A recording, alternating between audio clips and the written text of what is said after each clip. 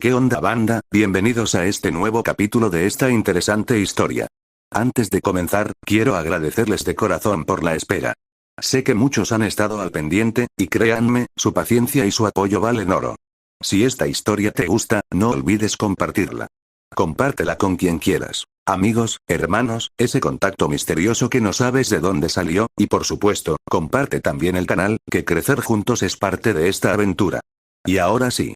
Es momento de rendir homenaje a los grandes nombres que hacen vibrar esta comunidad, nuestros suscriptores más legendarios, los verdaderos cracks del imperio fanfictero. Dios Asura, Azatoth D16, Cronos Loquendero 69, El Piedras 10.000 millones, Apoteosis 2020, Betpino, Lilian Amador 13, Adrián Pirela 1422, Kainx 6018 y Miguel Ángel Munoz Pérez 6203.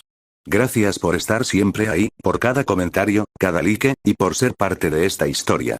Y ahora sí, sin más que decir, que comience el capítulo. Invencible, Viltrumita Mortal. Capítulo 15. Hace 2 años. El sol se ponía sobre las costas de Puerto Amarillo, un lugar que alguna vez fue un paraíso turístico antes de que el cambio en el eje terrestre lo convirtiera en una zona de riesgo. Fue aquí donde el difunto rey atlanteano había debutado en su primer día como héroe, cuando había decidido revelar al mundo la existencia de Atlantis para poder luchar contra una epidemia de criaturas marinas mutadas que denominaron kaijus. Titán, aunque vestido de civil, con una simple camisa hawaiana que fastidiaba a su mujer y gafas de sol, caminaba por la playa junto a Claire y su pequeño Fiona, de apenas 5 años. Había decidido dejar de lado su trabajo turbio con la mafia china por unos días, para poder dedicarse a su familia. Entre las discusiones recientes que había tenido con su mujer, se había replanteado su situación con ella y había decidido que era el momento de compensar al menos un tiempo en familia. El venir aquí, hasta aquel entonces, había sido la mejor decisión de su vida. Incluso había sido uno de esos raros días en los que podía alejarse del inframundo que se mantenía arraigada dentro de sus pensamientos. Era uno de esos días en los que podía fingir que era un hombre normal. Y entonces pasó. Hubo un leve temblor que apenas se sintió. Nada que Titán no encontrara como un inconveniente menor. Pero luego, su hija le llamó. «Papá, mira», gritó Fiona, señalando las olas espumosas. «Más alto, más alto». Titán rió, levantando al niño sobre sus hombros. Claire los miró con una sonrisa, grabando el momento con su vieja cámara instantánea. «Vamos, Todd», dijo, usando su nombre real. Eso era una indicación de que estaba perdonado. «No todos los días tienes vacaciones, será mejor que disfrutes del día». Él asintió. No le había contado lo tensas que estaban las cosas en la ciudad. Lo cerca que estaba Machine A de descubrir su doble juego, su intrincado plan para deshacerse de aquel androide molesto. Pero hoy no importaba nada de eso. Hoy solo importaba su familia. Y entonces el cielo se partió, literalmente. Luego. ¡Boom! Un estruendo ensordecedor sacudió los huesos de Titán, haciéndolo estremecerse del desconcierto. Su mujer gritó, aferrándose a él, mientras su niña le llamó. «Papi. Todo está bien, cariño. Descuida, papá está aquí». Titán le dijo, alarmado. Sostuvo a su hija en brazos mientras sentía un temblor más fuerte sacudir los cimientos de los edificios cercanos. Los estruendos no permanecieron mudos por más tiempo. Boom, boom, boom, boom. Los estruendos, aunque lejanos, resonaron como truenos multiplicados por 1000, retumbando en el horizonte. Titán giró hacia el mar, y fue entonces que su sangre se heló. Había sido un completo error haber traído a su familia a este infierno que se estaba desplegando. Una ola despiadada nada menos. Aquella ola era una muralla de agua de 30 metros, levantada por el desplazamiento de las placas tectónicas, acelerada por el cambio climático global. La gente empezó a gritar, corriendo en pánico. Titán actuó por instinto. Apretó a Fiona con un brazo y a Claire con el otro, corriendo en la dirección contraria de la ola que se les venía encima. «Debemos correr», exclamó, mientras sus capacidades mejoradas empezaba a traer repercusiones a su esposa. «Todd, espera, me estás lastimando». Ella se quejó, sintiendo la fuerza mejorada de su esposo. Titán notó la situación de inmediato, y sin pensarlo 2 veces, tomó a su mujer como un costal de papas y avanzó lo más rápido que pudo. Dio todo de sí, como nunca lo había hecho jamás, por su familia, por lo que más amaba. Pero no fue suficiente. El agua los golpeó como un martillo pesado y denso, arremetiendo con toda la fuerza que tenía, arrancándole de las manos lo que más amaba. Titán, incluso con su fuerza sobrehumana, fue arrastrado como un juguete. Bajo el agua, vio como Claire intentaba alcanzar a Fiona, mientras eran arrastradas por la corriente que los separaba en cuestión de segundos. Dejó escapar un grito de desesperación, intentando nadar primero hacia su hija. Pero una gran roca marina se había estrellado contra él, quien no tenía preparado su defensa corporal, afectándolo de inmediato. Y luego, todo fue oscuridad. Para cuando había recobrado la conciencia gracias a los paramédicos, su familia, lo que más amaba, había desaparecido en la gran catástrofe que marcó los sucesos apocalípticos a nivel mundial como el día 1-4. Lo primero que Titán preguntó fue por ellos, su niña, su esposa. Pero los médicos bajaron la mirada, sin saber cómo responder. El tiempo pasó como un borrón para Titán. Pasaron 15 días en el que solo estaba concentrado en el paradero de su familia. Fueron 15 días de búsqueda sin descanso. 15 días de frenética investigación de sus paraderos, colaborando con los rescatistas para poder encontrar indicios. Hasta que un día, 2 semanas pasaron para que encontraran los cuerpos. Claire, de alguna manera había encontrado la manera de tomar a la niña e intentar protegerla. Su esposa abrazó a Liam incluso en la muerte, varados en los restos de un bosque arrasado a kilómetros de la costa. Esa noche, Titán decidió tomarse las cosas con calma, y pensar detenidamente qué demonios había ocurrido para que pasara esto. Entonces las noticias hablaron sobre lo que había pasado, resumiendo lo sucedido, la razón del por qué la tragedia. Omni-Man se volvió loco, unos alienígenas controlaron su mente para que atacara la Tierra. Un nuevo héroe, The Power, quien había sido el responsable de evitar el avance de la invasión Flaxana, había luchado contra Omni-Man y le había vencido, llevando la pelea hacia el espacio. Nolan, avergonzado, decidió abandonar el planeta. A Titán le importó una mierda lo sucedido. Era más que evidente que había algo más que simplemente una locura.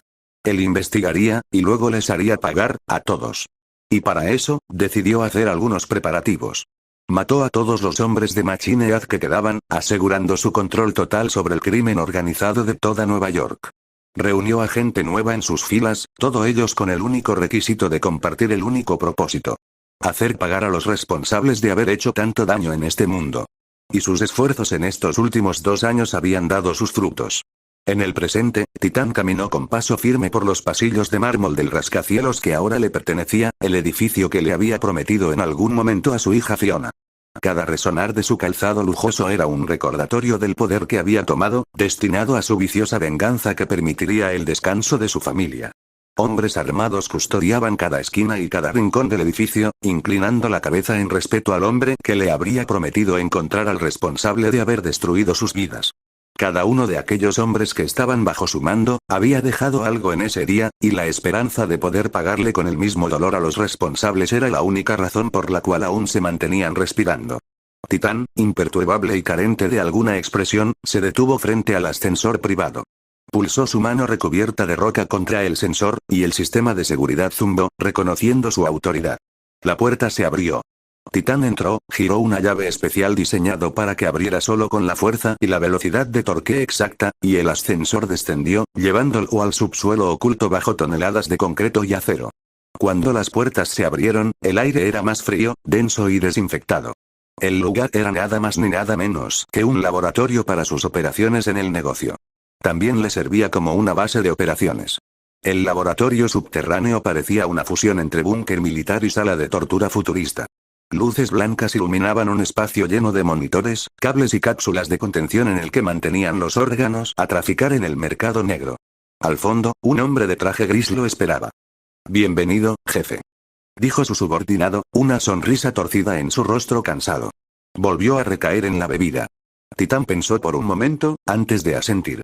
Sus ojos, oscuros e implacables, se dirigieron de inmediato a la celda en el centro de la sala. Detrás del vidrio blindado, un agente de la Dirección Global de Asuntos Superhumanos, DGA. Se retorcía en su silla, esposado, con el rostro ensangrentado y tan hinchado que apenas podía mantenerse respirando. También había signos de tortura en sus manos, sus uñas arrancadas sin misericordia. «¿Qué has conseguido?», preguntó Titán, su voz era serena y desprovisto de cualquier indicio de emociones. «Nada, todavía», respondió su hombre, limpiándose las manos con un pañuelo. «Pero no hay problema, de todos modos. Solo quería que me entregara la información por su propia voluntad, mis habilidades se vuelven desagradables cuando más lo uso. Sin embargo, me ha obligado a entrar en su cabeza, y llegas justo a tiempo». El subordinado se acercó a la celda. Sus ojos brillaron con un tenue resplandor violeta. Titán observó en silencio cómo su subordinado, un telépata, tomaba un casco neuronal que se colocó en la cabeza y entraba a la celda. Y entonces, con una mano en la frente de la gente, conectaba su mente con la de la gente. Era uno de sus activos más valiosos, pero tenía el inconveniente fatal para el hombre. Al conectar las mentes, su uso prolongado podría disociar su mente, pudiendo tener riesgos de cambio de personalidad. El prisionero tembló violentamente, como si 1.000.000 de agujas invisibles perforaran su cerebro, algo que también lo estaba recibiendo su usuario. Titán dio un paso más cerca. Los monitores mostraron imágenes recogidas por el casco neuronal, flashes caóticos de información destilada directamente de la conciencia del hombre. Los altavoces resonaron en la habitación. Apareció una palabra: Viltrumitas. Una raza guerrera, conquistadora de mundos, increíblemente poderosa. Titán apretó los puños mientras veía el rostro de Omniman entre las imágenes. Así que eso era lo que ocultaban. Titán pensó. Después, la verdad. Nolan Grayson, el supuesto protector de la Tierra, había sido un emisario Viltrumita enviado para debilitar el planeta desde dentro.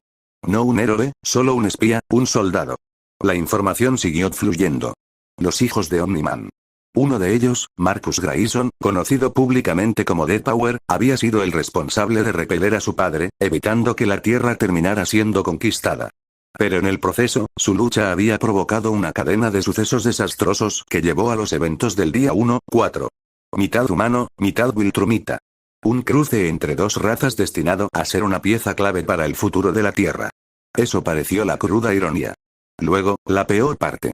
Ladga había sabido todo esto desde antes del enfrentamiento público entre Omniman y su hijo.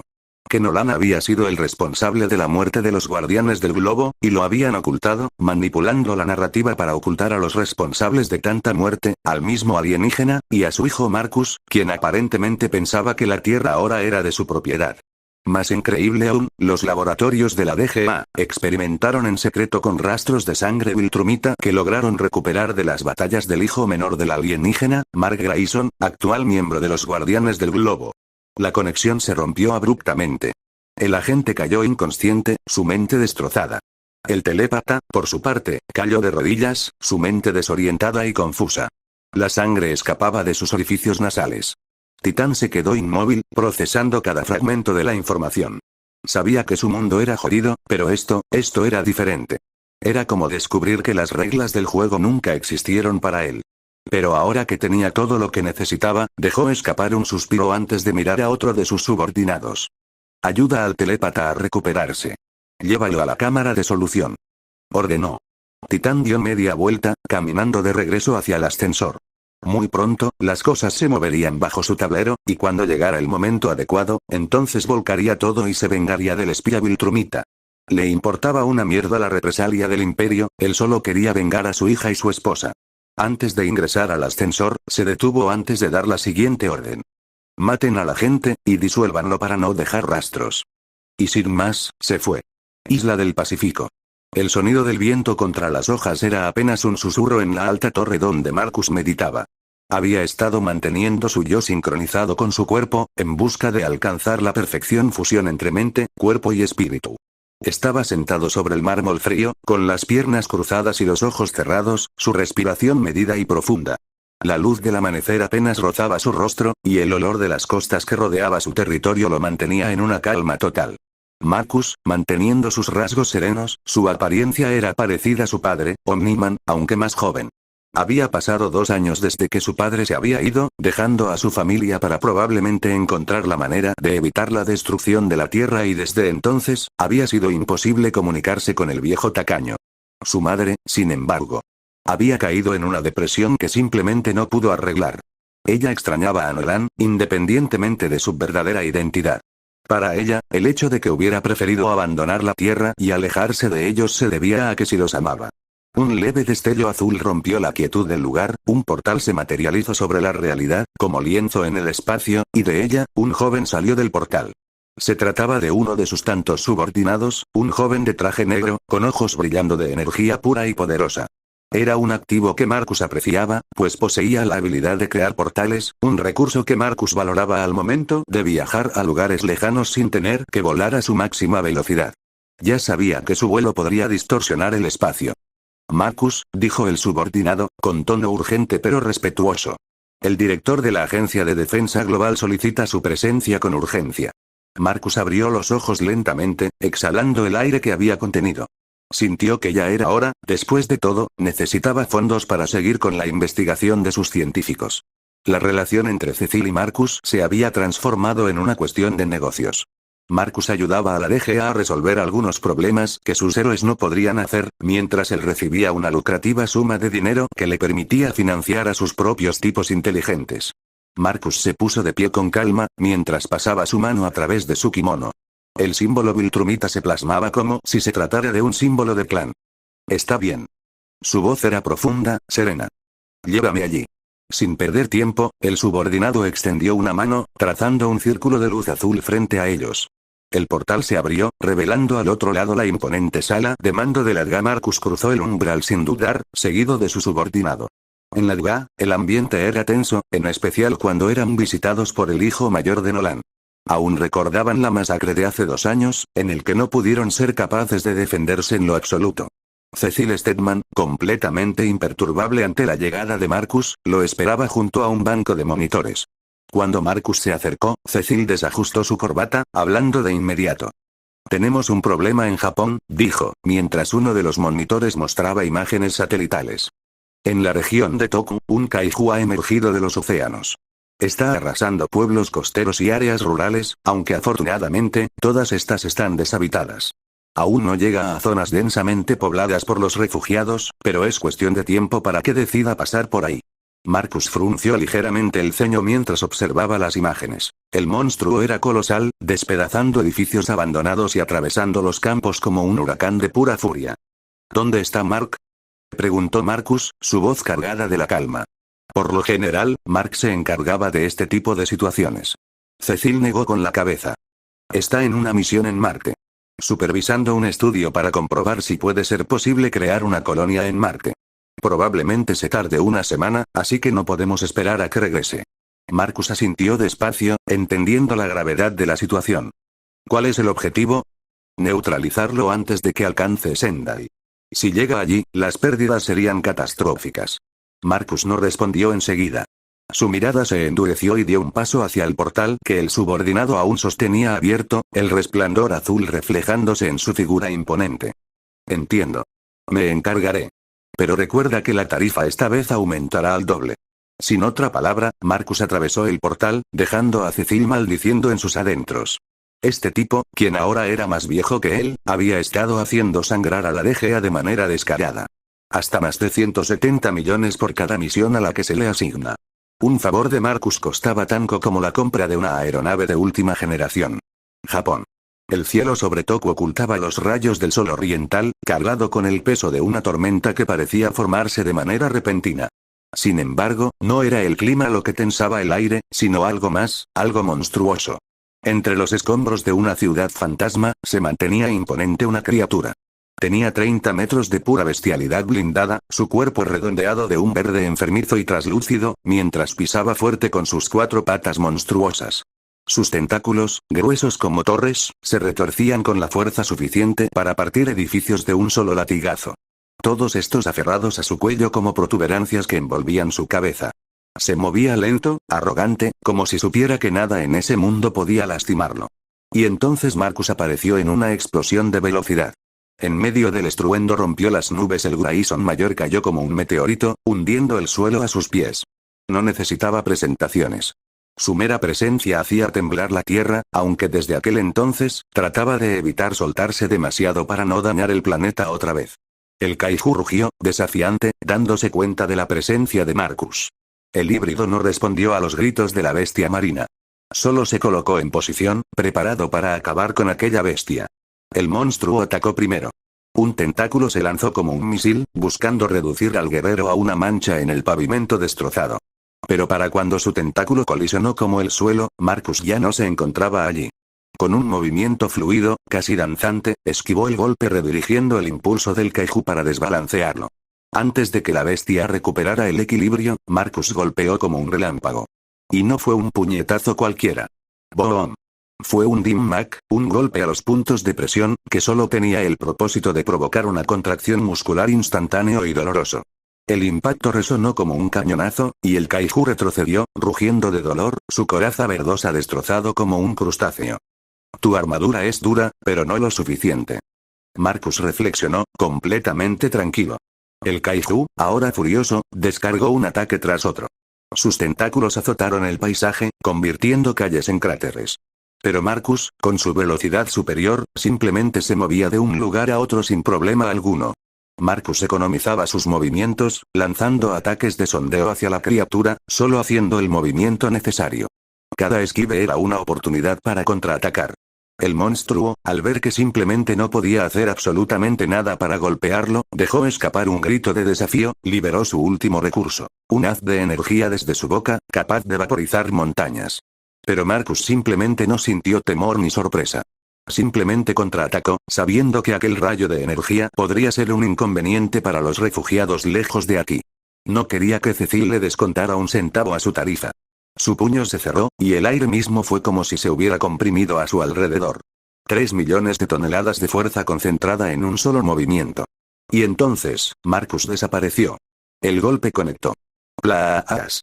La armadura del kaiju, una coraza que resistiría bombas nucleares, estalló como cristal bajo un martillo, su carne y sangre se hinchó como globo, y sin poder soportar la energía transferida, explotó en un charco de viseras y sangre que llovió en sus alrededores.